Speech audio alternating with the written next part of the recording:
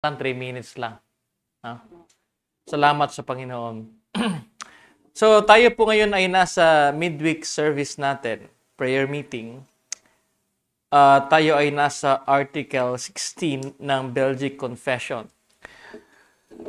Sa mga kapatid sa Palawan, maaari bang may magbasa sa inyo ng Article 16 ng Belgic Confession? Ang title po nito, ang doktrina ng pagpili o paghirang. Ibig sabihin, nasa doctrine of election tayo. Maaari po ba?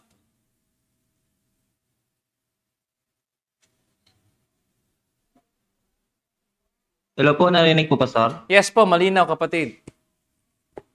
Po. Article 16, ang doktrina ng pagpili o paghirang, election.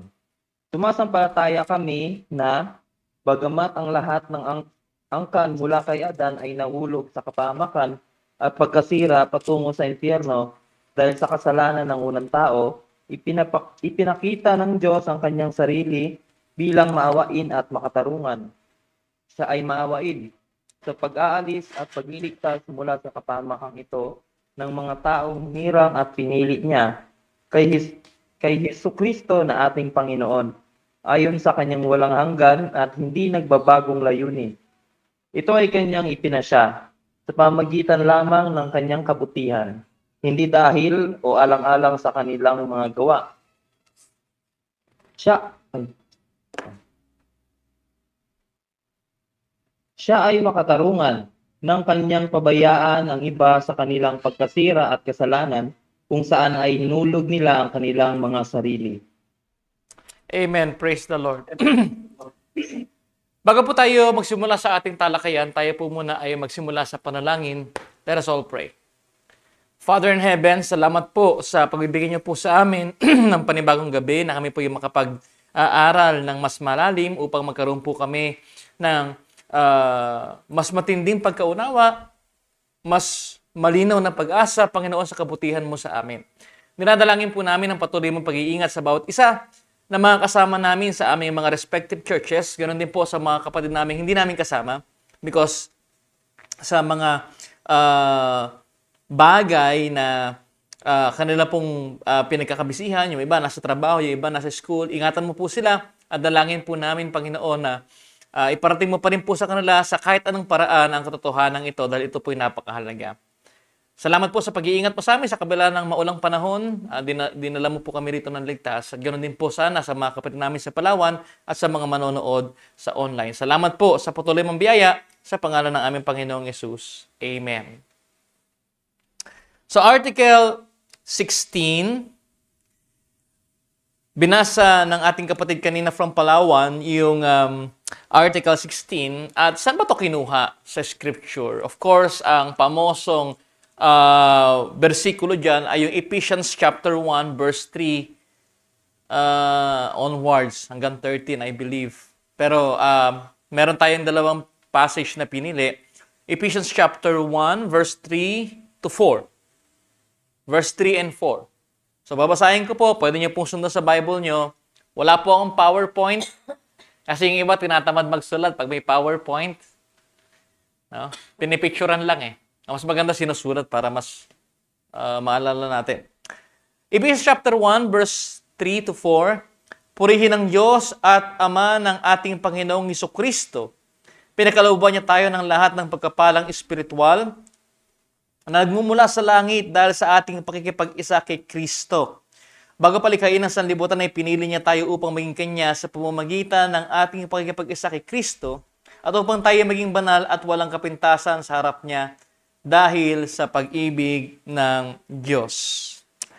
Bago natin talakayin yung passage na yan in relation to Article 13, magkaroon muna tayo ng understanding kung gaano kaganda yung presentation ng Belgic Confession of Faith in context. Maalala natin yung Articles 1 to 13. I hope nakikita ko diyan, Articles 1 to 13. Brother Christian, pwede mong picturean yung isusulat ko para pwedeng isend sa Palawan. Articles 1 to 13 ay theology proper.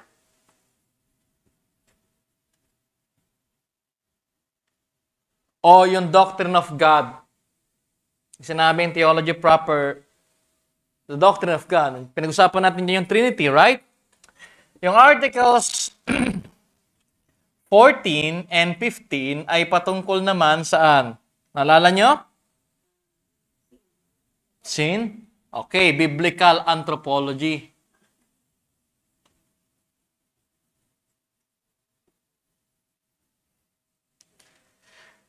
Tayo ngayon ay nasa ikatlong section ng Belgic Confession. Tayo po ay transitioning na sa mahalagang discussion sa doctrine of Christ. Doctrine of Christ. O yung Christology. Mahalaga po yung pagkakasunod-sunod na to, ha? Kasi diyan may mga maling pagkaunawa tungkol sa Belgic Confession dahil sa pagkakasunod-sunod, mamaya matatalakay natin yan. Ito po ay Articles 16 hanggang 21.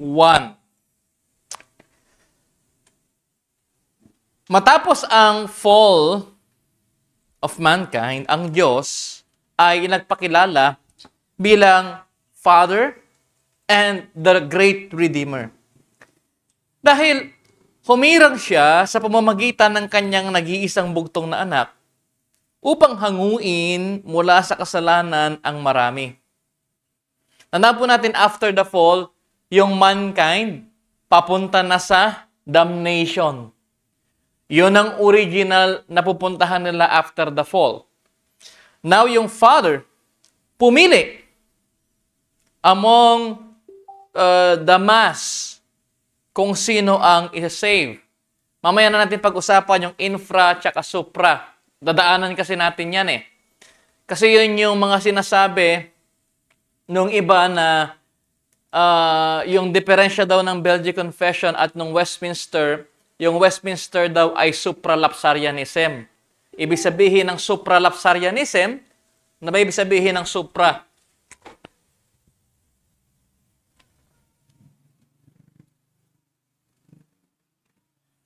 Supralapsarianism. Pumili ang Diyos before the foundation of the world. Pag sinabing infralapsarianism, pumili ang Diyos after the fall. Well, parehas naman tinatayuan ng Reformed faith yan because pag sinabi mong supralapsarianism, ang nagiging debatable issue, ibig sabihin ng Diyos ang nagplano ng fall. Therefore, siya ang root ng evil. Pag sinabi namang infra, may plano yung Diyos, pero parang it seems nagbago. So, we need to balance those two views, no? Those two theories. I think yung misconception sa dalawang yan ay nagsisimula sa misunderstanding sa covenant theology. Pag sinabi kasing covenant theology, may dinecree ang Diyos. At lahat ng decrees niya ay mabuti. Though, minsan, ginagamit niya yung kasamaan, hindi sa kanya nagsimula ang kasamaan. So, mamaya, pagdadaanan natin yan. Kaya maganda yung Belgic Confession, historical na, systematical pa eh. No? So, nakita natin sa Book of Genesis na after ng failure ni Adam, ano ba yung kinaman kay Adam? To rule. To resemble God. To be the image bearer of God. In short, the covenant of works. Marami ring misconception dito. They believe most of the quote-unquote nakiki-reformed people or bago lang sa reform, they thought na ang covenant of grace ay nasa New Testament. Hindi po. Actually, hindi. No? Nung nag-fail si Adam sa covenant of works, nandun agad yung covenant of grace. Ipinakita ng Diyos na siya ay merciful dahil sa pinangako niyang seed na dudurog sa ulo ng ahas. Which pag-uusapan natin sa Article 17 next week by God's amazing grace. So, hindi totoo na New Testament pa yung covenant of grace. Yung fulfillment ng covenant of grace nandoon. Pero yung pinangako ayon sa plano ng Diyos na covenant of grace ay naroon na right after the fall. At in the fullness of time, no? Galatians chapter 4, in the fullness of time, this seed, itong seed na to, came to full flower in the person of our Lord and Savior, Jesus Christ. Siya ang eternal Son of God in the flesh. Sa pagdating ng Article 17, ang pag-uusapan natin ay yung dudurog sa ahas yung seed na pinramis, yung gagawa ng covenant of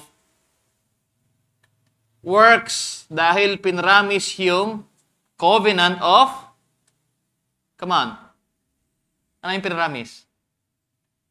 Hello? Grace. Covenant of grace. Article 18, mapag-uusapan natin yung pagdating ng seed as the eternal Son of God. Eternally begotten Son of God. Eternally begotten Son of God. Article 18, eternally begotten Son of God. And then,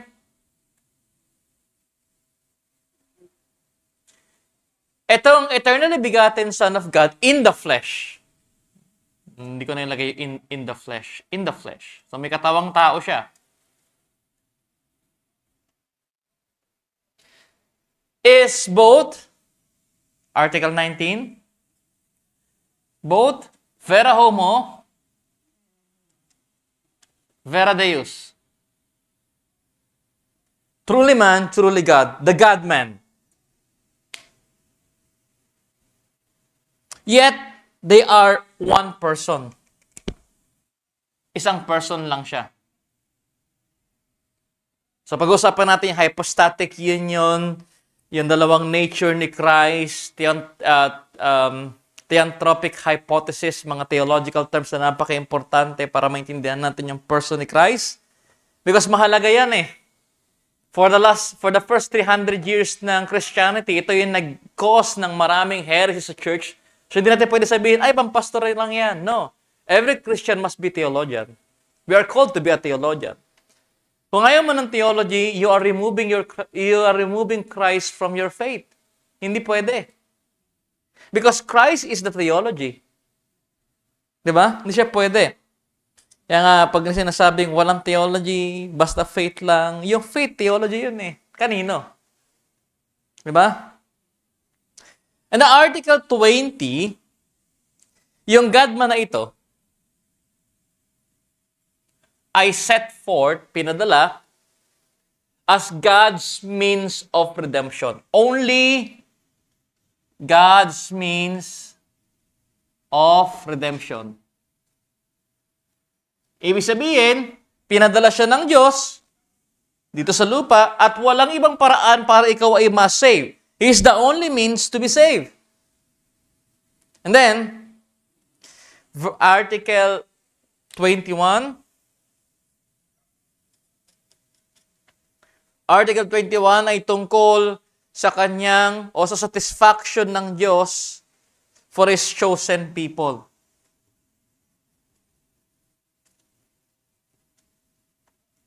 Of God's wrath for His chosen people. So makita natin, yan yung gagawin ni Christ. Kaya Christology. Importante na maintindihan natin yan. So again, in the fullness of time, this seed came full flower in the person of our Lord and Savior Jesus Christ. Siya ang eternal Son of God in flesh. At ang Jesus na ito is both God, man, yet one person. Article 19. In the fullness of time, itong seed na ito, ang God-man na ito was set forth as God's means of redemption. Article 20. And as the only satisfaction for God's wrath upon the sin of His chosen people. Article 21. Ang nakikita niyo po dyan sa whiteboard is the drama of redemption in Christ. Naalala ko, sa Palawan may nagsabi, ibig sabihin yung redemptive history na yung redemption ng Diyos ay drama lang. Ano ba ibig sabihin niya ng drama? Kasi pag ang konteksto natin sa drama, umacting lang. Pero pag sinabi natin sa drama in context of the American language, expression ng kanyang gustong ipakita. So ano ba meaning mo ng drama? Drama na Tagalog o drama ng English? No? Ibig sabihin ng drama sa English, may expression siyang gustong ipakita. Kasi sinulat yung Bible para ipakita yung expression ng love ng Diyos at kung sino siya. Yun po talaga yun. I hope nakukuha niyo ako. So, nakikita niyo po dyan sa whiteboard is the drama of redemption in Christ Jesus. Ito pang part 3 ng ating confession ay mahalaga. Sa article po kasi na ito, matutuklasan natin ang depths, yung lalim ng depravity, where we were plunged by Adam. And elevated to the height of the glory and beyond. Paano nangyari yon? Paano natin dapat maunawaan yon? As we confess the grace of God in remedying our condition. Paano niya tayo binigyan ng remedy? No? Paano niya tayo inalis doon? Again, binabanggit natin kanina, after the fall, yung mankind ay papunta na saan? Damnation. So, paano siya kumuha ng isa-save niya doon? Now, pag-asapan muna natin yung background ng Article 16. Saan ito nagsimula? Binasa ng ating kapatid from Palawan, sabi diyan, sumasampalataya kami na bagamat ang lahat ng angkan ay mula kay Adan, ay nahulog sa kapahamakan at pagkasira patungo sa impyerno dahil sa kasalanan ng unang tao, ipinakita ng Diyos ang kanyang sarili bilang maawain at makatarungan, merciful and just. So saan nagsimula yung Article 16? Sa state of man in misery. Doon niya sinimulan eh. Diba? Bagamat ang lahat ng angkan mula kay Adan ay nahulog sa kapahamakan at pagkasira. Yun ang simula. Yun yung natural state of man. Diba? Kaya nakita natin, yung binabanggit ko kanina, matapos yung fall, ang Diyos nagpakilalang Father and Redeemer dahil humirang siya sa pamamagitan ng kanyang nag-iisang bugtong na anak. Okay? So, yun yung argument din ng mga naniniwala sa infra. Kaya ginawa ng Diyos yun para may ipakita. Which is, on the other hand, totoo naman eh. No? Para ipakita, yung yung kanyang nature. Mamaya pag-uusapan natin yan. Wait lang tayo. Bakit po kaya ganito? Ito po ang gustong ibigay sa atin ng confession. Ito po yung gustong ipakita sa atin ng confession. Why is that? Because, dito tayo marami po nag-fail dito. Ha? Maingat po tayo, lalo na dyan sa Palawan. Mag-ingat tayo. Marami nag-fail dito. Ang wisest approach, kapag meron tayong discussion about sa doctrine of election to our non-reformed friends and family, is by beginning sa simula netong Article 16. Ano ang ibig sabihin? Yung natural state of man. Ano ba yung man? Sino? Ay, hindi. Original. Na after the fall, pinag-uusapan natin, di ba, Sister Lina? After the fall na tayo, yun. Dito, biblical anthropology, laglag na tayo, eh. O, sinner na.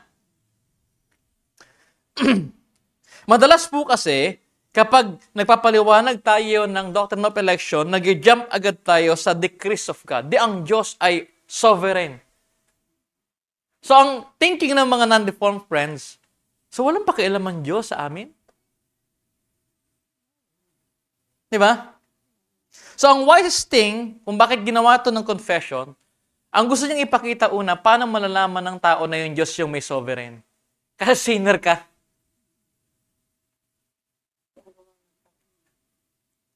Di ba? Nag-jump agad tayo ron Sunday kasi yung Diyos, all-powerful eh. Ganun agad. Nag-jump agad tayo sa decrees of God kapag may nagtatanong sa atin why we believe election. And actually, that is not wise. Yung ganong approach na, hindi kasi all-powerful yung Diyos. Ganon agad. No.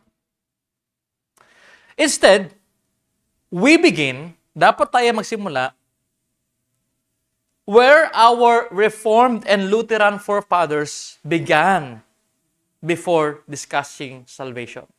Saan ba nagsisimula yung ating mga Reformed and Lutheran forefathers kapag dinidiscuss nila yung salvation? Sin.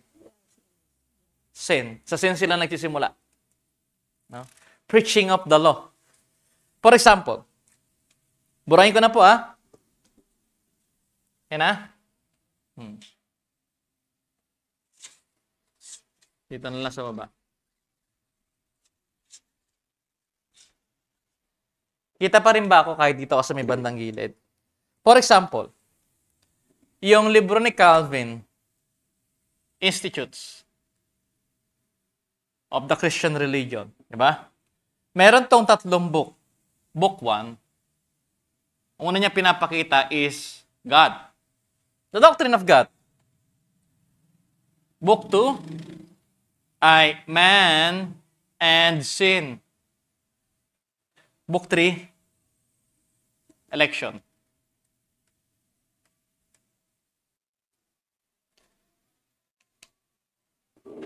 Book 3, election. Because ang hirap paniwalaan ng election kapag tingin mo may right ka na piliin ng Diyos. Kailangan mapaunawa sa tao na we can yield for salvation. Tama? But we don't have right to plead.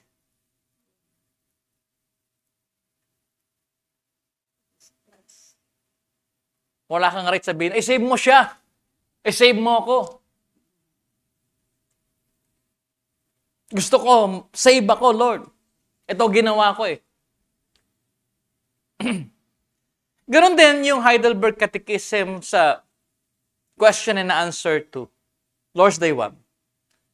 Guilt, grace. Diba? And then gratitude. Yun yung mga naunang hermeneutics nila Luther, diba? Guilt, grace, gratitude.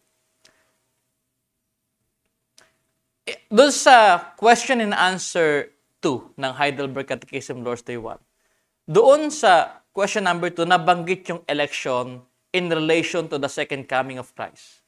Basahin ko po para sa inyo. Meron ba dyan sa Palawan? Pwede magbasa. Heidelberg Catechism, Lord's Day 1, question number 2.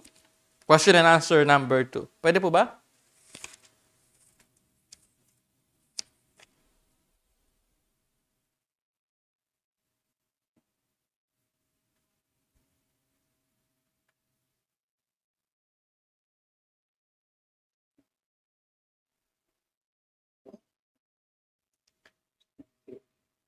Meron ba sa Palawan? Yan, sige po. Lord's Day 1, question number 2, Pastor. Yes po. Yes po. Ito. Lord's Day 1, chapter number 2. Tanong, ano ang dapat mong malaman upang makapamuhay ka at mamatay sa kagalakan ng kalakasan at kaginhawaang ito? Ano ba yan? Yes, tama. Tatlong bagay. Tatlong bagay. Una, kung gaano kaluba ang aking mga kasalanan at ang aking pagdurusa. Pangalawa, kung paano ako iniligtas mula sa aking mga kasalanan at pagdurusa. Pangatlo, kung paano ako dapat magpasalamat sa Diyos na nagligtas sa akin. So first, yung aking misery, yung aking guilt. Second, yung grace. And then third, yung response ko sa grace, which is my gratitude. So, tingnan mo, pare-parehas sila ng format. Sa question and answer 52, binanggit doon na sila ay tatawagin as a church, the Holy Catholic Church. And question and answer 54, doon sila mag-response in their act of loving one another, in the act of service, because of that gratitude. Ang Belgian Confession naman ay sinasabi ng ilan na infralapsarian. Ito sabi nila. Eto, Belgic Confession. Infralapsarian yung mga yan. At yung Westminster naman ay... Paano yan? Supralapsarian ako eh. Paano kaya yan? Kasi manonotice natin yung Belgic Confession of Faith sa ganitong pagkakasalansan. Na una, Article, bago dito ha, Article 12 to 13, creation. Yan ang pinakita dyan eh. Di ba? Article 14 to Article 14, yung fall. Article 15, yung result ng fall, yung consequence. Tama? Tapos yung manifestation ng grace,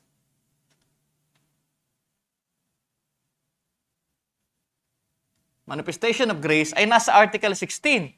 Aba, pag ganyan ang pagkakasunod-sunod talaga, titingnan mo, ay infra nga talaga. Eh dapat election muna bago yung creation. Di ba? Andiyan ba si Anwar? Gusto kong tanongin si Anwar eh. Andiyan ba? O Anwar, ano palagay mo dyan? Infra pala tong Belgic. Wala pa si Anwar. Wala. O sinong malakas ang loob dyan?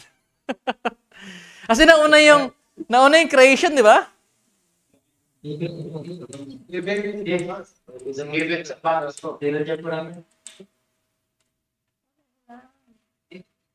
In what sense naging pareho?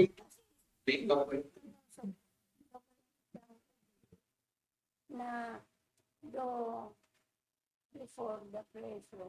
Tapos yung Article 17, di ba, yung revelation of the gospel promise. Article 17. So doon pa lang. So, parang infra ang dating. So yan ang, may mga theologian din na ganyan ang understanding eh, between sa difference ng Belgic tsaka ng Westminster. Actually, hindi.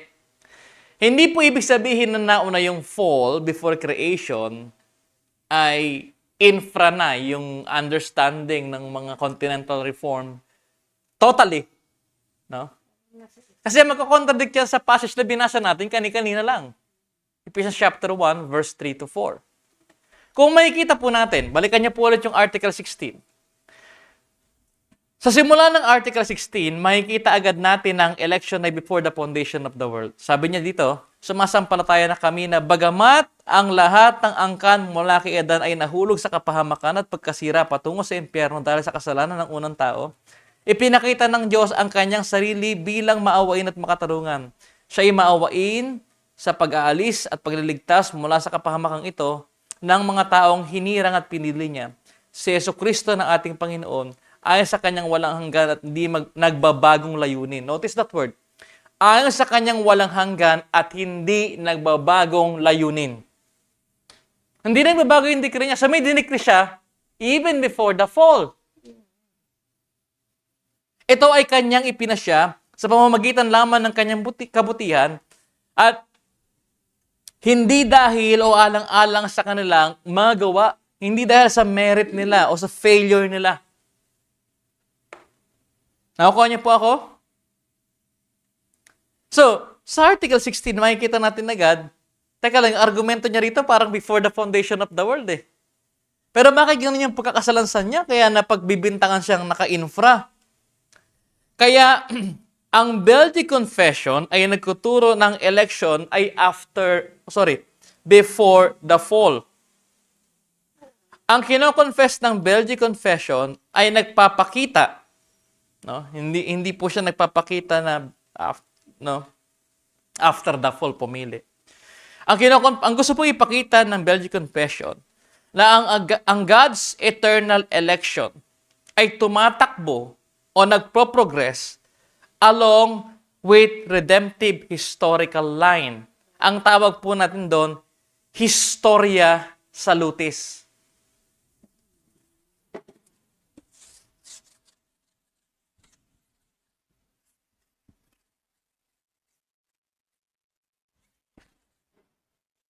Di ba may Ordo Salutis? Ano yung Ordo Salutis? Anyone? Even sa Palawan, ano yung Ordo Salutis? Order of Salvation. O di may Ordo Historia rin. Historia Salutis. Or Ordo Historia, pwede. Historia Salutis.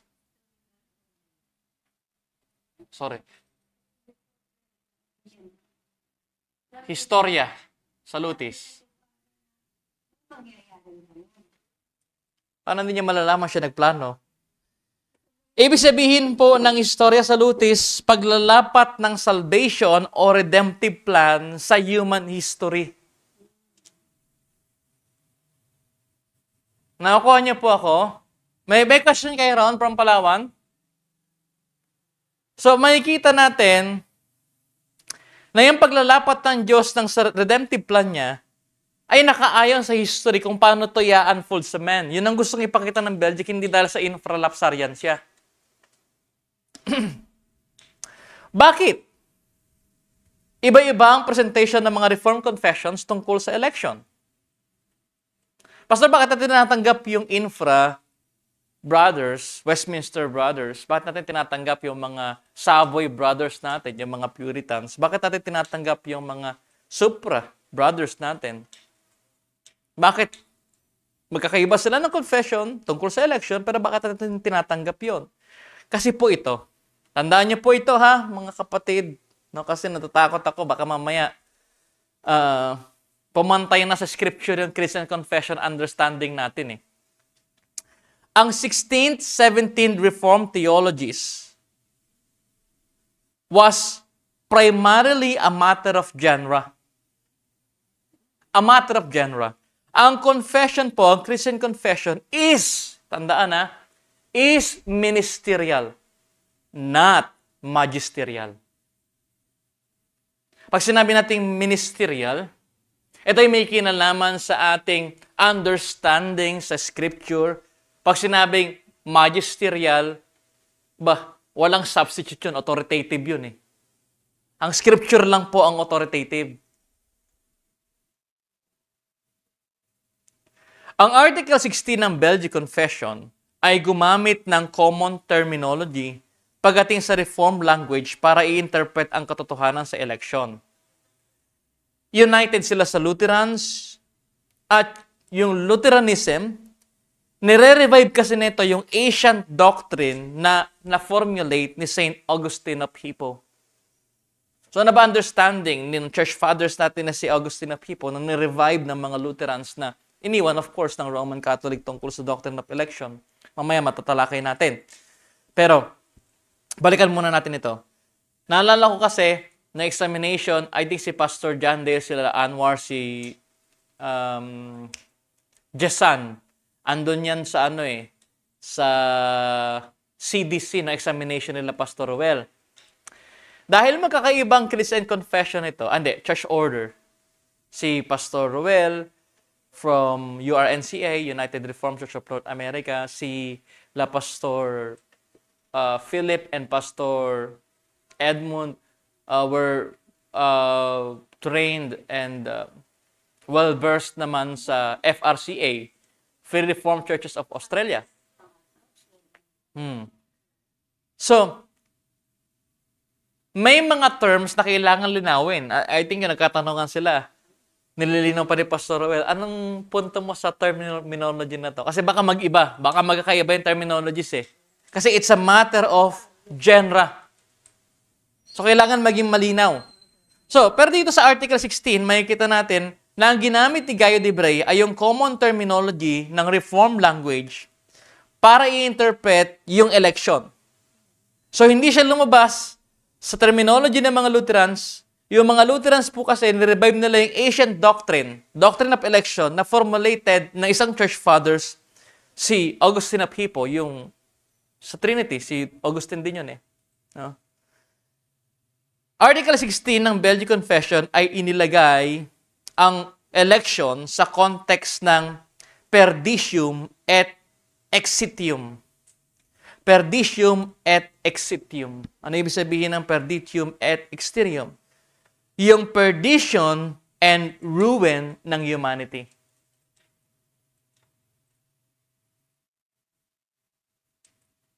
Bakit ito yung gustong ilabas ng mga Reformed, ng mga Lutheran, na mula sa understanding ni Augustine of Hippo? Kasi kapag hindi natin nakita how depraved we are, hindi natin maintindihan na ang Diyos ay merciful and just. So doon lalabas yung mga languages na unfair naman yung Diyos. Para naman pala tayong robot niyan. Kasi nga, in-skip natin yung katotohanan na we are all sinners.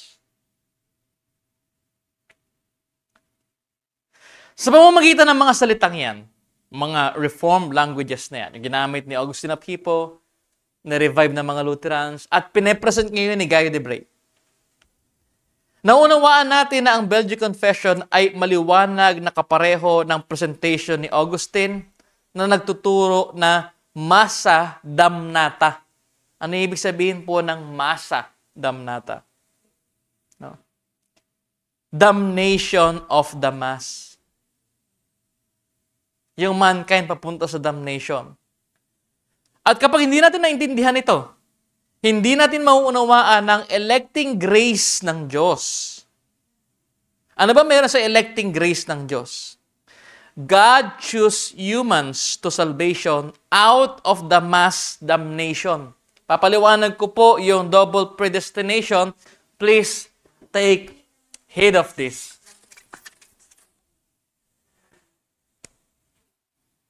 Ito ang Diyos. May inutos siya kay Adam. And that is the covenant of works.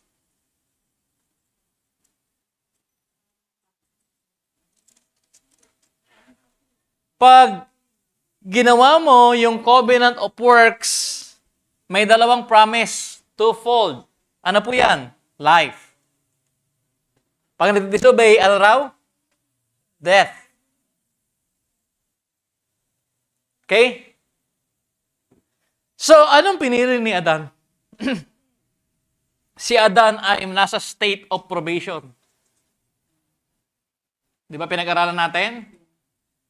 Able to sin and not to sin. Willingly niya itong ginawa. Anong pinili niya? Death.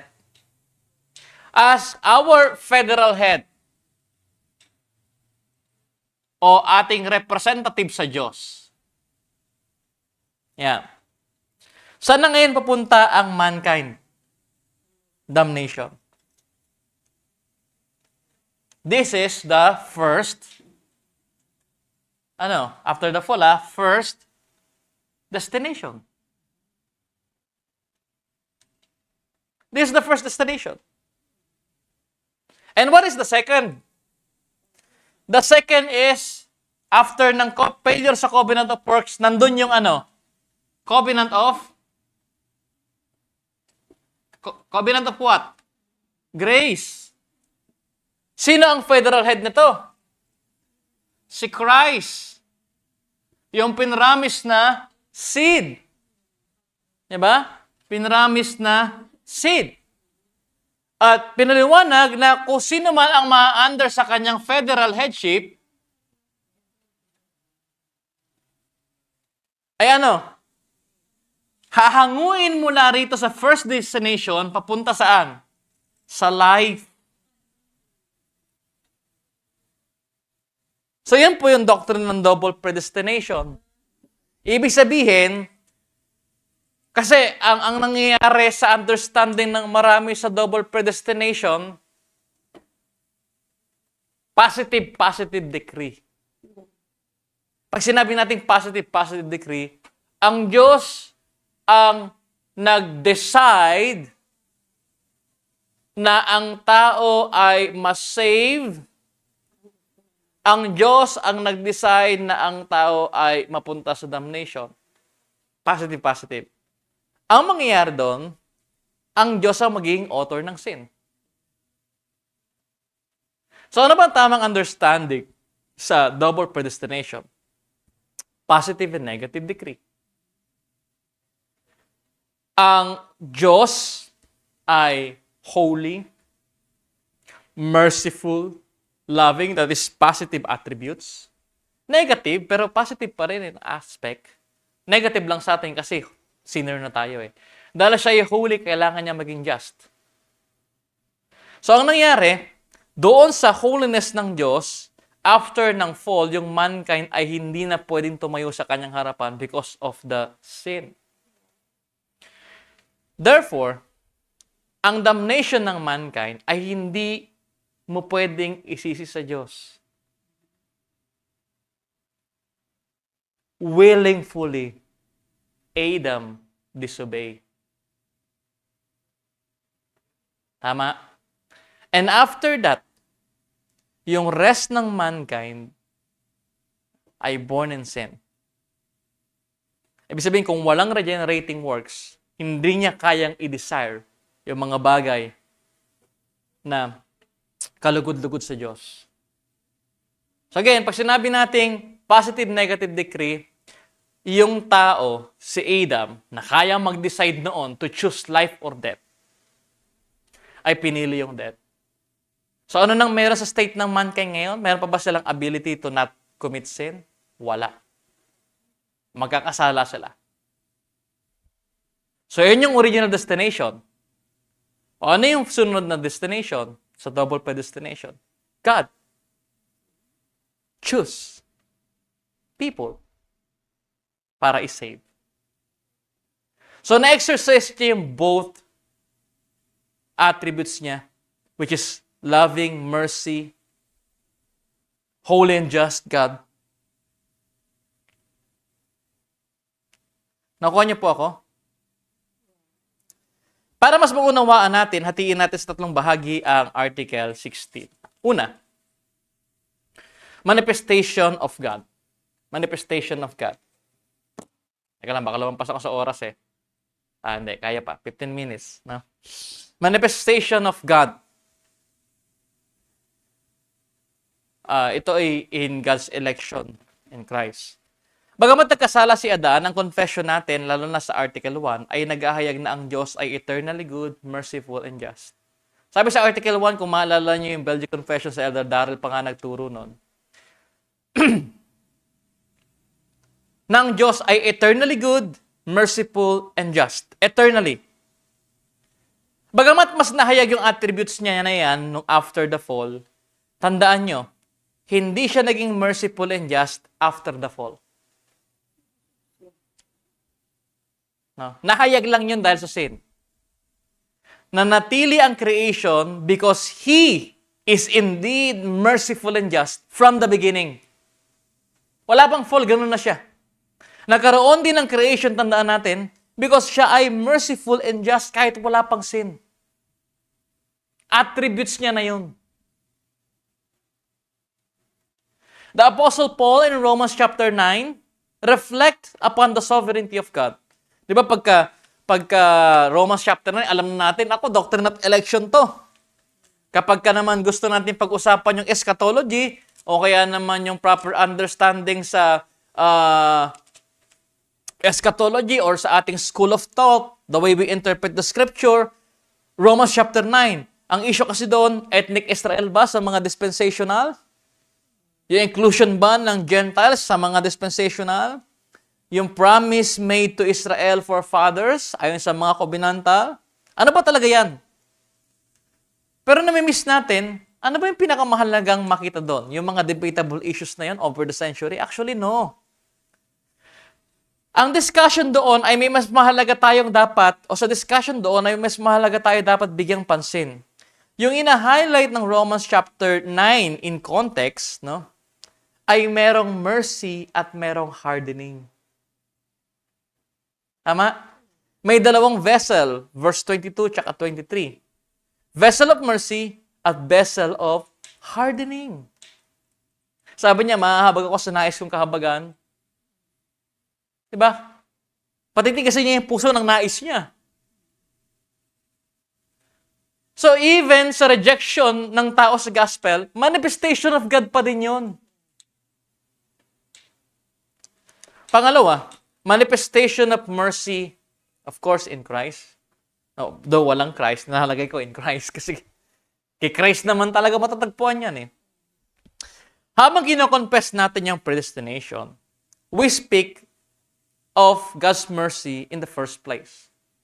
Di ba? Pag may predestination, of course, merong God's mercy doon.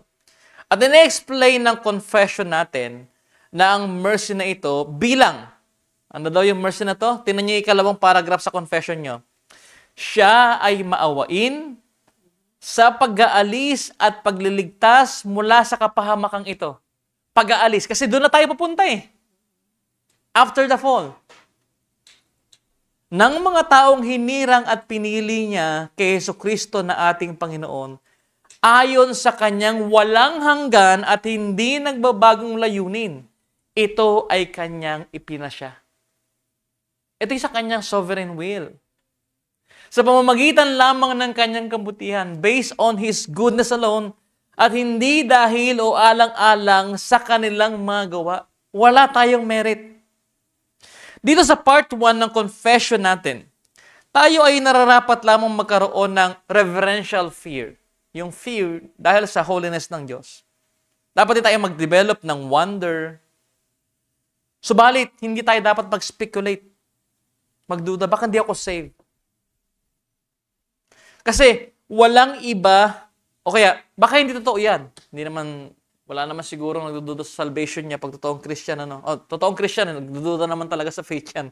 Ang punto ko, hindi natin dapat pagdudahan na meron talagang hinirang ang Diyos sa salvation. Kasi walang ibang bagay, palagay kong mas amazing reality bukod sa Panginoong Hesus, ha? Second doon sa amazing reality tungkol sa Diyos ay yung kahangahangang election niya. Why is that? Bakit ako pipiliin? Ano meron sa akin? Ipinapahayag kasi nito kung gaano kalaki ang Diyos at kung gaano naman tayo kaliit. It is beyond our thoughts, our reasoning as to why God has chosen anyone, including me, including you, including all of us na nananampalataya kay Jesus. Ang unang point na gustong ipahayag sa atin ng Article 16 ay ang katotohanan na ang mercy of election ay mula sa God Council. He did the choosing. Siya yung pumili. Hindi tayo. Yun yung gustong ipakita ng Article 16. Yung Diyos yung pumili, hindi ikaw. Ito din ang inahayag ng Canons of Dort sa main point 1, Article 7 ng Canons of Dort. Sumunod kasi yung Canons of Dort sa Belgian Confession, no? Sabi dito, the Father choose us in Christ according to the sovereign good of His will. Tulad din mismo ng sinasabi ni Paul sa Ephesians chapter 1, verse 9. Tingnan niyo Ephesians chapter 1, verse 9. Kabalan tayo ng konti sa passage na binasa natin kanina. Ephesians chapter 1, verse 9.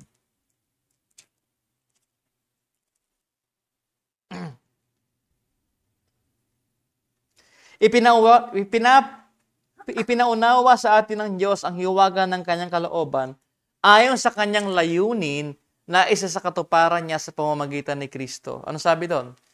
According to the sovereign good of His own will. So sa verse 9, nakita natin yung kanyang purpose. At talon tayo sa verse 11. Kami ay pinili ng Diyos mula pa sa simula na maging Kanya sa pamamagitan ni Kristo ayon sa Kanyang plano.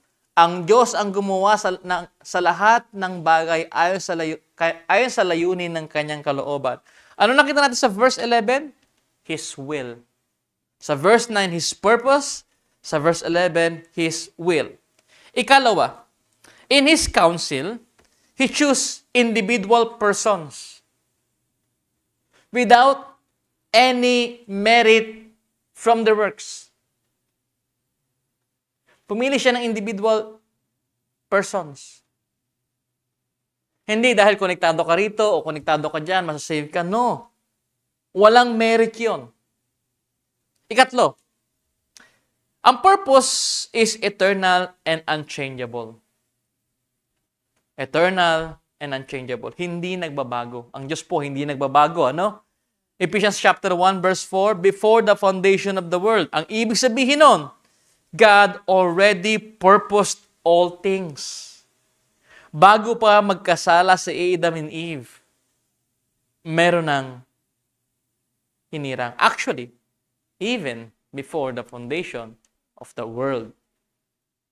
Diba? Ikaapat, ito po ay isang gracious, no? Goodness, hindi lang basta mere goodness. Kasi, tandaan natin, ito po ay without any respect to our works. Walang kinalaman sa works natin.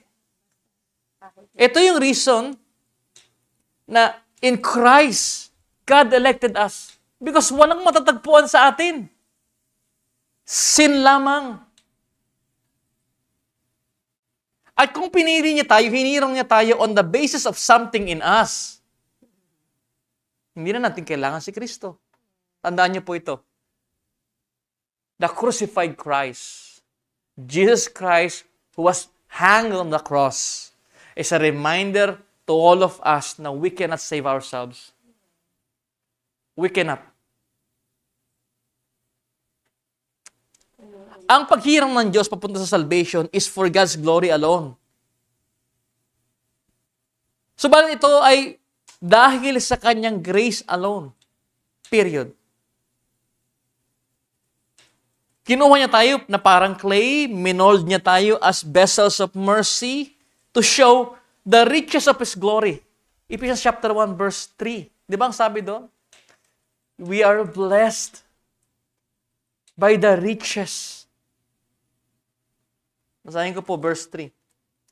Purihin ng Diyos at Ama ng ating Panginoong Jesucristo, pinagkalooban niya tayo ng lahat ng pagpapalang espiritual na nagmumula sa langit dahil sa pakikipag-isa kay Kristo.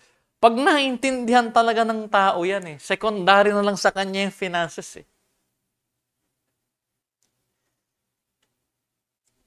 Pinili ng Diyos si Jacob at hindi si Esau before they had done either good or bad. He has chosen us without sight of our works. Wala pa tayong ginagawa. So that it is freely of grace, but also in full view of our wickedness.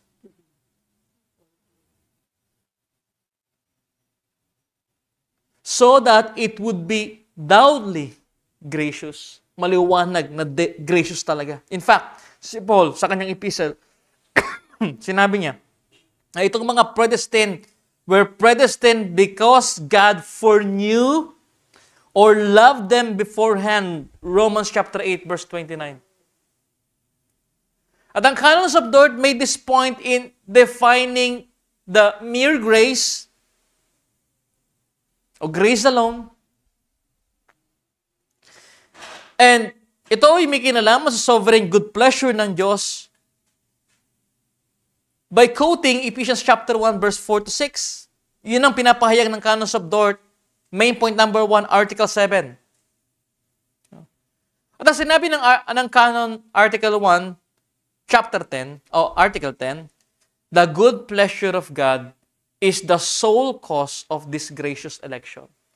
Bakit may election? Kasi yung good pleasure ng Diyos. Yung nakapagbibigay ng karangalan sa kanyang pangalan.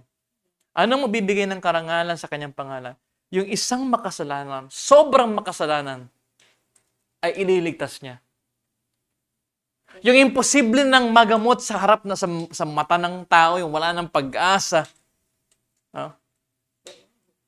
But God, in His good pleasure, shows us. Kaya hindi na tayo dapat magduda sa mga nakaraan ng mga taong nasa loob ng simbahan. Talagang mas matindihan doon sa mga nasa labas.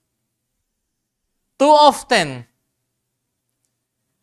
ito po importante ito, too often, madalas, we turn the truth of grace into law. Yung law of grace, ginagawa nating law. We turn election into some sort of second blessing na kailangan nating ma-attain, na kailangan nating paghirapan. Kasi meron tayong doubt and we are so desperate. If the knowledge of God's good pleasure and powerful love before the foundation of the world leaves you, iwanan ka nito dahil sa doubt, because you think you sin too much, nagkasala ka ng sobra, then look to Jesus as a mirror. Tingnan mo si Kristo.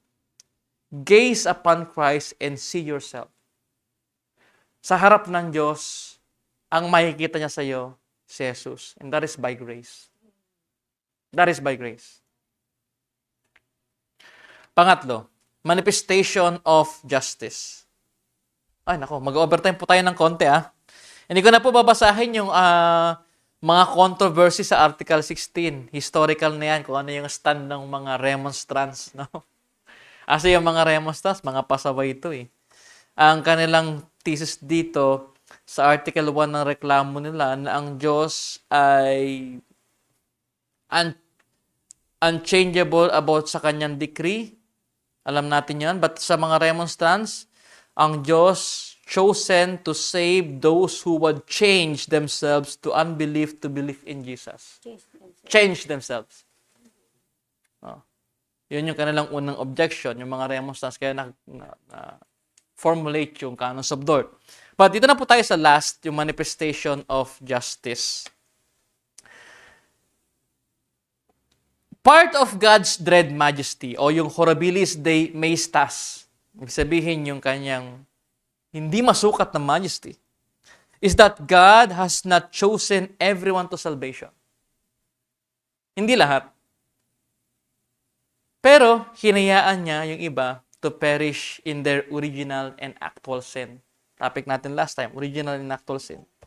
We usually call the manifestation of God's justice reprobation o double predestination. Yun po yung tinalakay natin kanina. So, I hope nakuha nyo. So, again, ito po yan. Ulitin ko po. Yung Diyos, karoon siya ng creation, nilikaya si Adan ay nasa state of probation, si Adan ay kanyang, si Adan ay federal head natin, pwedeng mag-represent sa atin sa Diyos dahil nasa state of probation pa siya, wala siyang sin nung time na yan, binigyan siya ng covenant of works, at yung covenant of works ay merong dalawang choices, life or death. Obey or to disobey. Pero pinili ni Adan ay death. Therefore, lahat ng lalabas kay Adan, dahil sa federal headship niya, no, ay nasa reprobation state. Wala na silang kakayahan hindi magkasala. This is our first destination. After the fall, lahat ng mankind ay papunta na sa damnation. Again, ito po ay positive and negative decree. Marami po kasing understanding sa double predestination na positive decree kung saan lalabas na ang Diyos ang author ng sin, which is of course not biblical. Pag sinabi po natin negative decree, ang pinapresent po niya na yung holiness ng Diyos.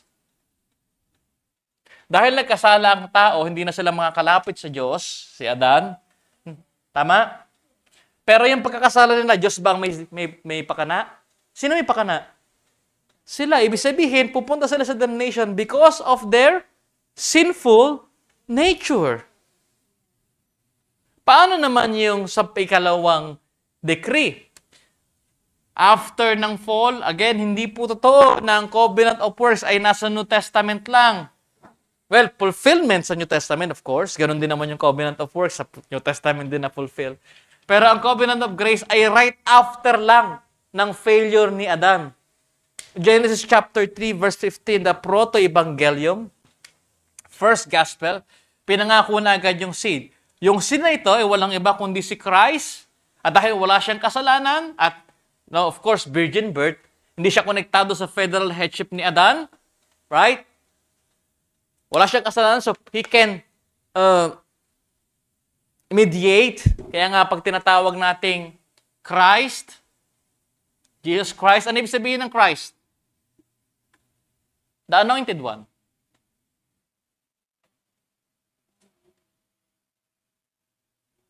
Anointed One, anointed in what sense? Kasi may tatlong ina-anoint sa Old Testament. Ano po yan? Prophet? Ano pa? Priest? And then? King. Pero ang ultimate office ni Christ is the mediator. Tama? The anointed mediator siya. Okay? So siya ang gagawa ng lahat ng ito in behalf of us. He is the only one. Okay? So, because of federal headship ni Christ, Romans chapter 5, lahat ng mananampalataya sa Kanya ay konektado na sa Kanya. Sila yung recipient ng covenant of grace.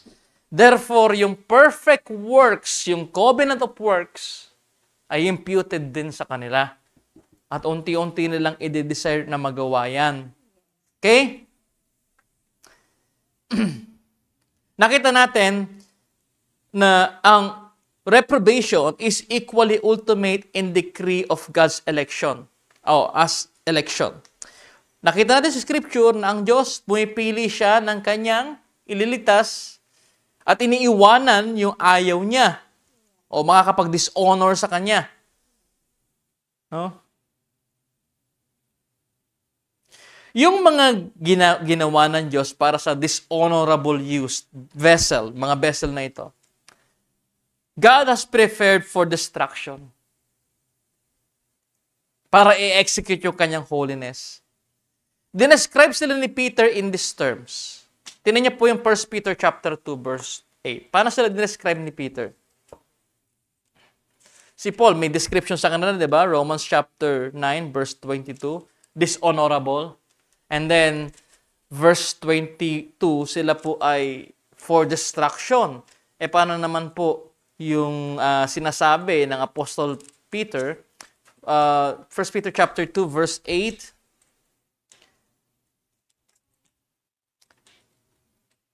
at ito ang batong katitisuran ng mga tao, batong ikakadapa nila. Natisod sila sapagkat hindi sila sumusunod sa salita ng Diyos. Ganoon ang nakatakda para sa kanila. They were predestined to be like that. Si Jude din, sa verse 4, sabi niya, for certain people have crept in unnoticed, may nakapasok sa iglesia, who long ago were designated for this condemnation. Designated na sila sa condemnation na yon. Ang destruction at condemnation cannot be imputed, attributed, or blame on God. Hindi mo pwede sasabihin, oy, pinredestin mo ko to be condemned. The basis on which God manifests His justice in living or passing by those He does not elect in mercy is their sin and unbelief. Ibig sabihin, yung mga tao na talagang reprobate, hindi nga sila maniniwalang papunta sila sa destruction at condemnation Kasi hindi sila maniniwala doon. As in, wala. They were hardened. Okay? So, makikita natin, yun yung justice ng Diyos. Nakita natin sa Genesis, di ba? After the fall, ano na yung gusto ng mankind, sarili niya. Hanggang ngayon, ganun pa din Hindi mo pwedeng isisa sa Diyos yun. Tama? Okay po? So, before we end in prayer, hindi ko na po nabasa yung dalawang sunod na yung historical background, pero siguro by God's grace next time, no? Pag nagkaroon tayo ng talagang exhaustive, kasi 1 hour lang tayo rito. Exhaustive na, pray pa tayo, 1 hour and 30 minutes. Exhaustive na pag-aaral sa Belgic. Tsaka na natin tatalakayin. But anyway, May question po ba from other people? Palawan, sino man nandyan?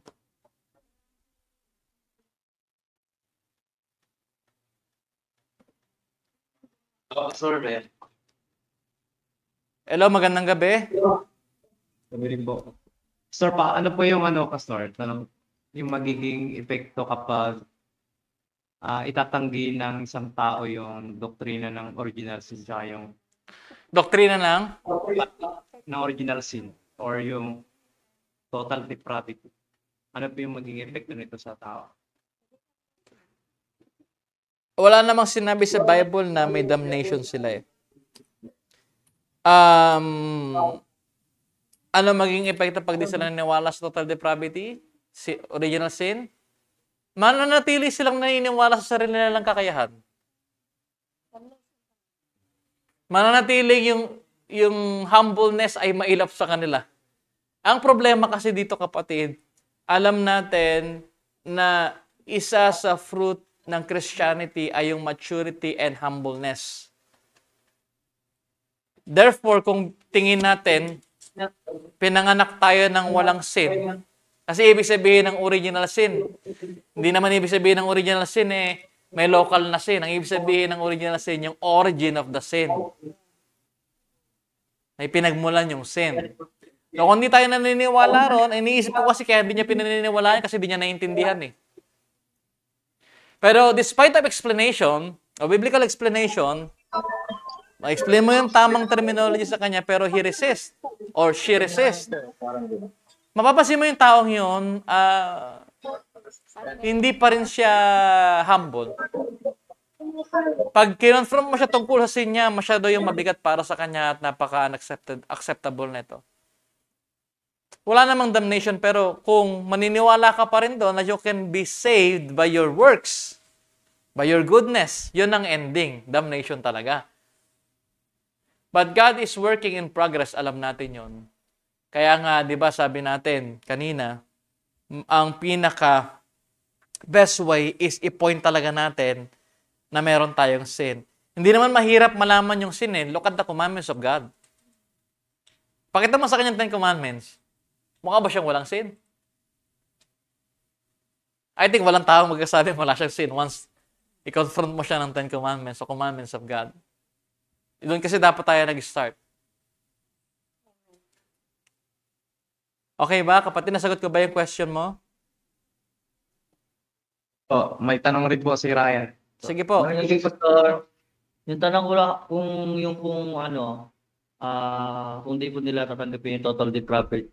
Come How again? about po stand ng Catholicism na yung kay Mary po na sinless po siya?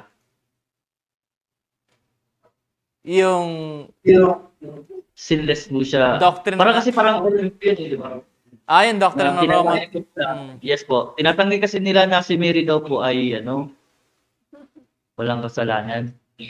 Well, So that's, parang pasok din. ganito po kasi, no?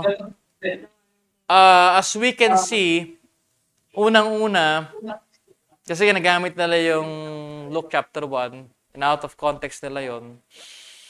So, tandaan natin, yung gospel ay narrative ng kwento ni Jesus at yung mga epistles ay mga diskurso. Pinapaliwanag nila yung life, works, and teachings ni Christ.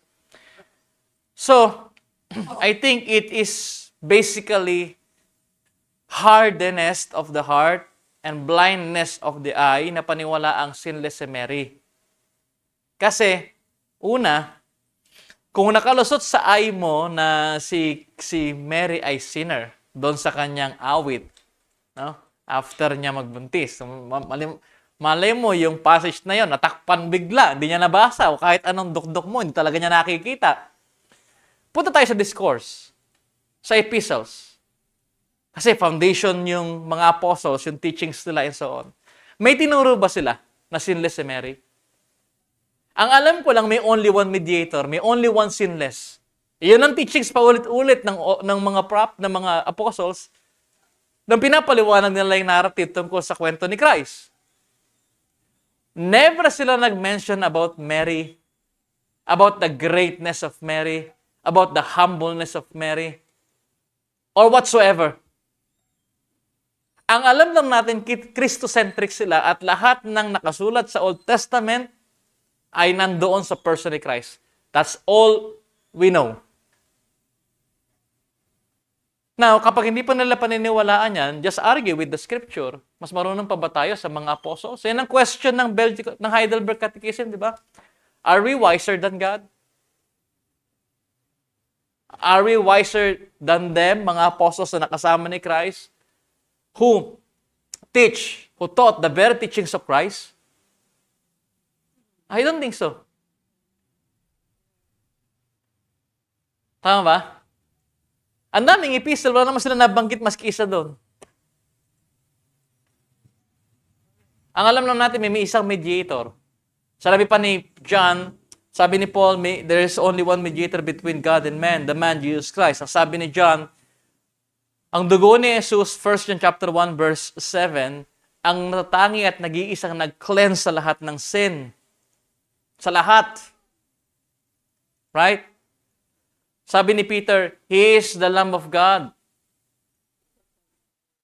And He was slain before the foundation of the world. Yung writer ng Hebreo, lahat naka-attribute kay Christ, hindi naman kay Mary eh. Wala eh. Kahit, look at the scripture. Wala. Diba? So, I hope maliwanag yun sa'yo, kapatid. Other question, Pastor? Sige po. Pastor, mentioned na yung doctrine of election is very offending sa iba. Ano ba bang pinaglalaban nila? Napinig mo ba yung Ephesians 1:4 na ito? At saka yung, di ba? Yeah, salamat po. Ang problema kasi, bakit hindi natin matanggap yung doctrine of election, I believe, ng marami, is because hindi natin naiintindihan yung kung ano yung Diyos. Yung nga, in-explain natin kanina, hanggat di natin nakikita na tayo ay in-depth with sin, plunge in sin, tingin pa rin natin may kakayahan tayo pumili eh. We can choose eh. Pangalawa, yung historical understanding siguro nung church tungkol sa doktrina pinanghahawakan ng mga apostol nung nire-revive nila yung totoong doctrine ng church. Wala masyadong nakakalam nun, wala masyadong nag-aaral nun eh. Lalo na, sa konteksto siguro ng mga Pilipino, hindi naman tayo mahilig na pag-aralan kung ano yung nasa likod ng mga church traditions, mga Christian confession, hindi tayo mahilig doon. Kasi, eto po yun, may nabasa akong book, matagal na, na-remind lang ako kahapon kasi may pinanood kami nila Rose na pelikula kahapon. Sabi doon, no one hates history except his own history. Except his own history. So, ibig sabihin, kung ang history mo talaga ay ikaw ay self-righteous, feeling mo, you have this capacity and capability to decide, to choose. Ayaw mo, hindi mo talaga gusto talakayin yun. Oh. So, isa pa, ang very reason kung bakit palagay ko, in my own opinion, kung bakit ayaw ng tao yung doctrine of election is because until now, even though we were Christians, or most of them were Christians, kasi Armenian hanggat hindi naman nagko-crossover, bagamat nasa error sila hanggat di nagko-crossover doon sa kabila, hindi mo pa pwede consider na heretical. So alam natin, even though Christians, merong idols pa rin sa heart yan. Sabi nga ni Calvin, di ba? Yung heart natin, factory ng idols. So hanggat hindi nababasag yung idol na yun sa heart natin, na we are nothing, sinner, mananatili pa rin tayo, maniniwala pa rin tayo talaga na kaya natin eh. Ang hirap tanggapin na ang Diyos lang ang may capable na iligtas ka. Kasi gusto mo at the end of the day, yung marcha sa heaven is all about you, not about Him. nature natin yun di ba? After the fall, nakita natin yung nire-resemble na ng mankind, sarili niya yung gusto niya Hindi na yung gusto ng Diyos for him. Because tingin nga nila ni Adam and Eve, dun pa lang sa garden, ayaw na ng Diyos para sa kanila yung best and good. Ayun yung sinabi ng sa kanila. Hindi totoo yan. Sinabi na ng Diyos yan kasi blah, blah, blah. So even we are saved, or most of our friends, Armenian friends were saved, yung idol na yun sa heart na nanatili at kailangan basagin. So yun ang palagay ko, bakit hirap na hirap yung mga tao. Ibigay yung glory sa Diyos lamang pagdating sa salvation. Kasi, kung hindi mo nga maiwasang mamamatay ka sa lupa, hindi mo nga kaya i-save yung sarili mo sa lupa pag oras na ng kamatayan mo Bungayin kasi ng sin mo, di ba? Namamatay ang lahat sapagkat nagkasala ang lahat. Paano naman yung buhay for eternity? Right? A simple logic lang naman Yung buhay nga na hawak mo ngayon, di mo kayang hawakan Di ba? Kung hanggang kailan yan Kasi di ba yun yung thinking, may free will ako. Pag sinabi may free will, kayang pumunta sa langit kung kailan mo gusto. Kayang mabuhay at mamatay kung kailan mo gusto. Di ba? Yung free will na naiiwan sa tao is his ability to commit sin. Wala na. Wala nang iba. Okay po? So, sana po nasagot ko. Pastor, Po? sino po ba kasi mundo ng sinespire na yan? Paano po yan siya nakakap na marifa ko lang naman siya sa Bible? Kamagay, pakiulit po. Medyo na-choppy po. Saan po daw nag-kuryente? Saan po nagsimula po daw yung mga sinner's prayer, yung mga ganun po? Okay.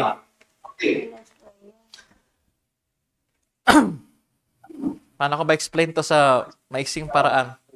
Sige po.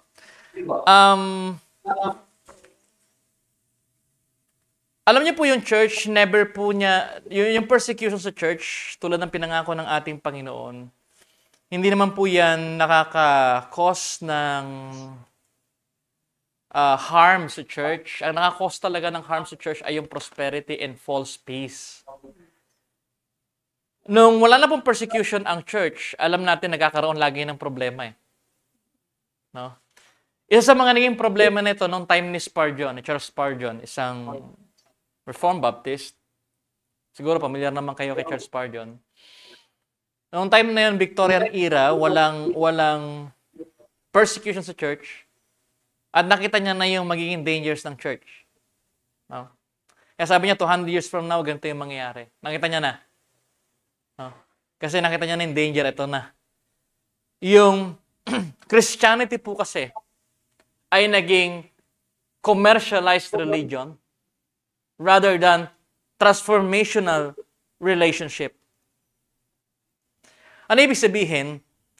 Kailangan lahat maging Christian na in order for them to call civilized people.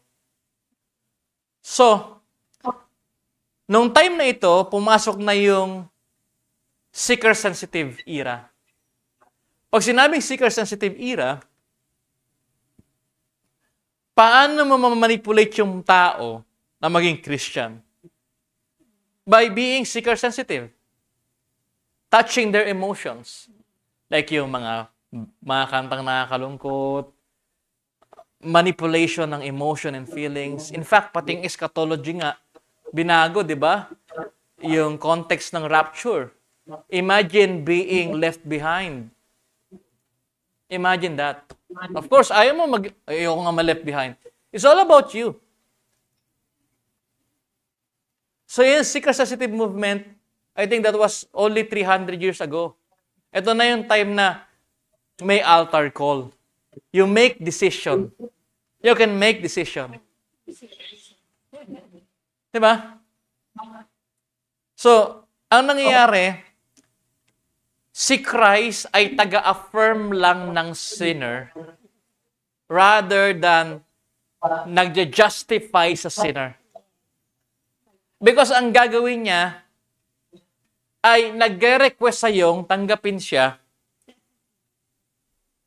siya ay isang pleader at hindi justifier. So that concept of Christ ay naging shallow. Again, pag magiging shallow kasi understanding kay Christ pag inilalagay natin yung sarili natin sa upuan niya. No.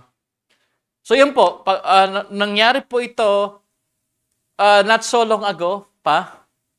Problem po kasi, kung alam niyo po yung history ng world history, may sasakop dapat sa Pilipinas, naglaban muna sila. Natalo yung Dutch. Kasi yung mga Dutch reform yun eh. Ang nanalo Spain. So of course, naging Roman Catholic tayo. And then after that, yung mga Roman Catholics naman noon, hindi naman in-evangelize talaga. Basta kahit na nagpa-practice ka ng animism, you can be a Catholic pa rin. Diba? May mga kula, may mga pamahiin and so on. Nasama-sama na yan eh. Yung nagsama-sama na. So ang gulo na ngayon. Pagpasok ngayon ng mga Americans dito, ang dalang gospel ay American gospel. Yun nga, seeker sensitive movement. So imagine yung combination ng dalawang yon. Mga Gnosticism na nag-hybrid. So ang hirap talaga kasi it's part of the culture, Philippine culture for quite a long time. Makikita mo lang talaga, prayer mo lang talaga kailan kaya. No? Mare-reform yung magkakaroon ng local reformation ng Pilipinas. We're still aiming for that. Local reformation ng Pilipinas. Lahat tayo mare-reform na, ay, mali pala yun and so on. Let's pray for that. Pero doon po nag-start yun. Yung pag-alis ng katotohanan tungkol kay Jesus, pag-alis ng kahalagahan ng church history, may wisdom po kasi yung church history, pati Christian confession, di mo pwedeng basta tanggalin yan eh. So pag tinanggal mo yung mga yan, ako po, yan na. Sana po nasagot ko. Okay. Thank you po. Sorry. Thank you po. Meron pa po?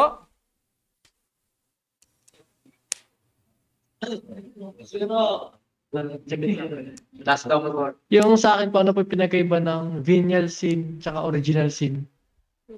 Venial sin. Tsaka original sin. Again, yung original sin, kung anya ka ba last week? Anong ka ba last week? Opo. Okay, so anong definition ng original sin? Dahil ba may local sin, kaya may original sin? Imitation lang ba yung local sin? Tayo ba ay nagkakasala? Di ba sabi ng mga Pelagians, nagkakasala tayo because by imitation only and not by nature? By nature po. Okay, So, by nature. yung- So, ano ibig sabihin ng original sin? Ang ibig sabihin ng original sin, origin of sin, kung saan nagmula yung sin. Saan daw nagmula yung sin? Sa unang sin. Ano yung unang sin? Disobedience. Tapos lahat doon nagaling. So, makikita mo agad yung pagkakaiba ng dalawa. No? Kasi, if I'm not mistaken, sa pagkakaalala ko, no, when I was in Roman Catholic, ang venial sin is light sin. Hindi siya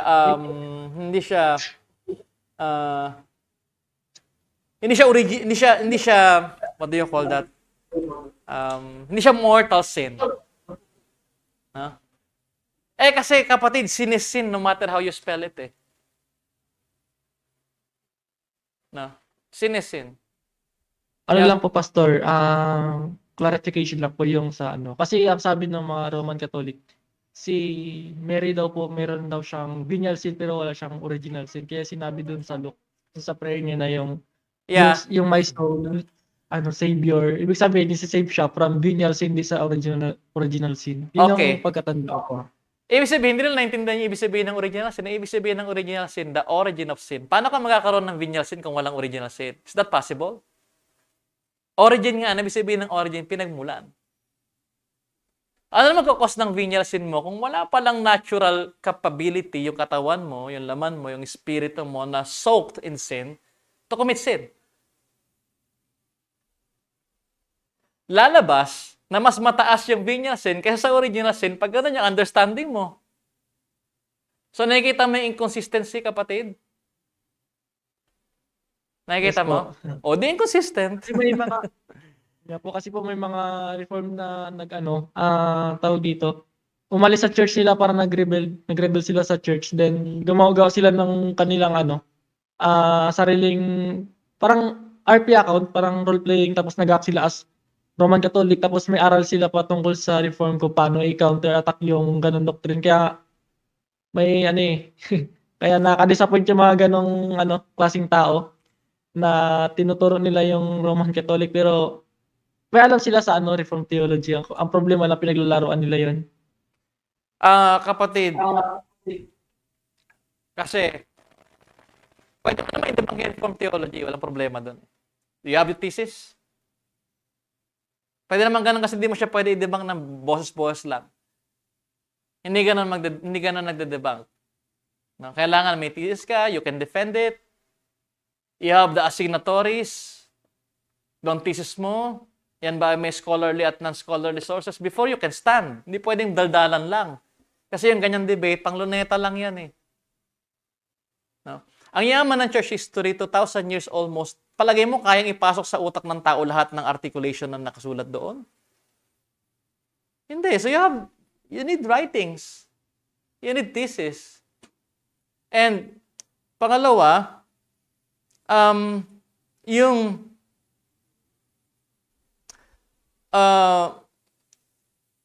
proper understanding sa discourse, again, hindi naman kailangan lahat sagutin natin eh.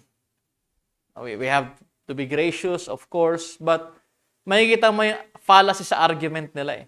Is it worthy na pag-aksayahan ng panahon yan? Yung argumento nga nila, hindi nila maintindihan eh. So, hindi pwede. So, it's just a waste of time. Dapat God-honoring, God-centered pa rin yung ating way, even though we want to disagree with some people. Be gracious. No? Yun ang pinaka-importante. Opo. Thank you po sa sa insight. Thank you. So, nasa Reform camp, nasa Protestant Reform camp, sabi ni Father Kevin ba yun? So, kung nasa Reformed camp, marami po kasi sa Reformed camp talaga, nalilimutan na rin yung yung binabanggit ko nga last time. Naintindihan ba nila ibig sabihin ng Protestant Reformation? Ano ba yung pinoprotest? Kasi kailangan maliwanag eh. Ang dami po kasi nakiki-Protestant Reformation na hindi naman nila alam kung anong pinoprotest. So yung parameter kung ano yung does and don'ts, hindi nila alam. Ultimo yung minor doctrine, nakikipagsakalan pa eh. No? So dapat maliwanag sa atin ano ba yung mga pinoprotest. So therefore, church history is very important pagdating sa ganong argumento. Okay po? So I hope nasagot ko po lahat at palain po kayo ng Diyos. Hayaan niyo pong ipag-pray ko po kayo. Let us all pray. Salamat po, Panginoon, sa natapos po naming prayer meeting. Dalangin ko po, Panginoon, na ikaw po nabigyan ng kalawalatian, nagbigay ng kaalaman sa amin, kapakumbabaan, para naintindihan po namin ngayon, Panginoon, yung kabutihan mo sa lahat ng ginawa namin, despite na we are all sinners, fall short kami, Panginoon, talagang tinawag mo po kami upang hindi lang malinisin, kundi igawad sa amin yung joy na kami po ay na-save. Salamat po sa buhay ng aming mga kapatid na nasa online, mga kapatid namin sa Palawan. Ingatan mo po si Pastor Giselle, si Pastor John at ang kanyang family. Ganoon din po ang Mission of God Palawan. Gabayan niyo po sila sa kanilang prayer meeting at kami rin po rito sa Adonai Covenant Church. Salamat po, Panginoon. Ganoon din po sa mga kapatid namin nakasama po namin nanonood sa amin ngayon. Salamat po sa pangalan ng aming Panginoong Yesus. Ito ang aming panalangin. Amen. Magandang gabi po sa mga kapatid natin from Mission of God Palawan. God bless you. Thank you po. So tayo po idadako na sa ating prayer meeting dito sa Adonai Covenant Church. Let us all pray. Dakilang Diyos, Ama namin banal, Salamat po sa patuloy mong biyaya sa amin sa natapos po naming gawain. Ipinalalangin po namin ang kalakasan at karunungan. Ganon din po ang financial needs kay Elder Darrell, Sister Christine para sa kanilang exposure sa CCT. Naway makapasa sila para sa opportunity na ito at maging kagamit-gamit palalo, Panginoon, sa iyong ministeryo in supporting our ministries. Stand in wisdom sa mga kapatid na nakakaranas po ng mga spiritual dryness. Pinapanalangin po namin ang katatagan mula po sa iyong mga salita. Ipaalala mo sa kanila ang iyong mga pangako. Pinapanalangin din po namin ang mga kagalingan, lalo na po sa operation ni Brother Gio. Pinapanalangin din po namin yung eye condition ng kapatid na si Brother TJ na nasa ibang bansa. Ikaw po ang kumilos at mag-provide ng mga pangangailangan ni Brother TJ. Ingatan mo po siya, Panginoon, at ipaalala mo po sa kanya na ang tunay na comfort ay matatagpuan lamang sa iyo. Gawaran mo ng karunungan ang mga doktor at mga espesyalista na titingin sa kanyang mata. Prayer po sa safe flight ng nanay ng isa naming kapatid na pauwi sa July 5. Prayer po sa provision sa spiritual strength para sa lahat, katatagan mula sa iyong mga salita at sa iyong banal na espiritu, igawan mo po sa bawat isa sa amin. Pinapanalangin din po namin ang finances ng mga may new work at opportunity, lalo na po kila Sister Bethel, Brother Elder Darrell, Sister Christine. Pinapanalangin din po namin na matawagan ni Colin o matawagan na si Colin sa kanyang work para makabalik na po siya. Ito po yung pangalawang buwan na wala siyang work dahil nagkasakit siya. Dalangin ko po, Panginoon, na patuloy mong papatatagin at papalakasin si Brother Colin. At bibigyan po siya, Panginoon, ng pagkakataon minsan pa na maging ama sa kanyang family in terms of finances. Ipakita mo, Panginoon, na hindi mo pinababayaan ang iyong mga anak. Pinapanalangin po namin ang karamdaman ng eye condition ni Sister Bethel at Sister Tanya, lalo na po ng nanay ni Colin na may dementia. Ikaw po ang patuloy na kumilos, Panginoon, sa mga ipinapanalangin namin, mga mahal namin sa buhay, O Diyos. Pinapanalangin po namin ang well-being ng bawat isa, lalo na po ang aming mga babies, mga kids namin, ganoon din po ang aming mga elderly. Salamat po sa additional year sa buhay po ng aming kapatid na si Sister Lina. Prayer request po sa mga kapatid na kalakasan, spiritual and physical healing po sa buong family ni Sister Jonah. Dalahin ko po, Panginoon, ang patuloy na pagkilos ng iyong spirito sa pamamagitan ng buhay ni Sister Jonah para po sa kanyang pamilya. Pinapanalangin din po namin sa Brother Miko, si Sister Nika at sa family po nila na may mabigyan sila ng Diyos ng saving grace. Ito po ang patuloy na kumilos. Gamit po ang buhay ng mga kapatid namin, patatagin mo po sila. Patuloy na strength and provision, wisdom sa work at ministry ng mga kapatid. Pinapanalangin po namin ang healthy Sister Heidi, ni Baby TJ at ni Brother Eric, wisdom and strength, lalo na po sa restoration din ni Brother John. Iparamdam mo po sa kanya, Panginoon, na mahal mo siya. Gawaran mo po ang bawat miyembro ng iglesyang ito na iparamdam din kay Brother John na mahal din namin siya. Strength spiritually kay Sister Heidi at Brother John. Mga kapatid po, lalo na po sa kapatid ni Sister Heidi na sa Hazel na may pinagdadaanan sa kanyang marriage life. Ipinapanalangin din po namin ang CRTMI classes tomorrow. Ganon din po ang lahat ng kapastora na dumaranas ng pagsubok, patatagin mo po sila. Ikaw rin po, Panginoon, ang maitaas at madakila sa pag-aaral ng mga estudyante sa CRTMI. Ikaw po ang gumamit at magpatatag sa buhay ng mga ginagamit mo to finance yung mga students. We are praying, Panginoon, na ikaw po ang mabigyan ng kaluguran sa aming ginagawa. Salamat po sa patuloy mong biyaya at pagpapala sa aming buhay. Ito po ang aming panalangin sa pangalan ng aming Panginoong Yesus. Amen. God bless you all po.